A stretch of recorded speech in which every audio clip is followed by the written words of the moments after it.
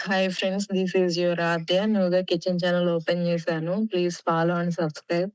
Today special వచ్చి రసం అనమాట. ముందుగా ఒక పెద్ద సైజు నిమ్మపండు సైజు లాంటి చింతపండు తీసుకొని నానబెట్టుకుందాం ఒక బౌల్‌లో వాటర్ ఏసుకొని.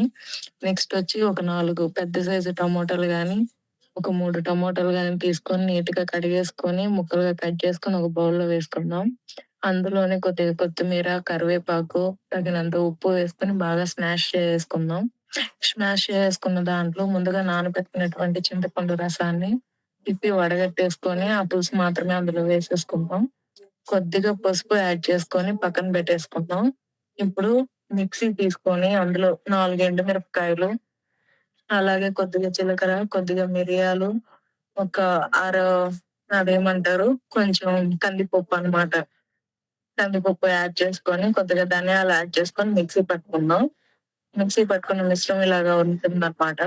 తర్వాతొచ్చి ఇప్పుడు బాండ్లీ స్టవ్ వెలిగించుకొని, ఒక గిన్నె పెట్టుకొని అందులో ఆయిల్ పోసేసుకుందాం. ఆయిల్ హీట్ ఎక్కిన తర్వాత ఈ మిక్సీ పట్టుకున్న మిశ్రమాన్ని అందులో వేసుకొని, ఒక 2 మినిట్స్ వరకు హై ఫ్లేమ్‌లో బాగా ఏయించుకుందాం. ఆ మిశ్రమం మొత్తం బ్రౌన్ కలర్‌లో వచ్చేస్తది.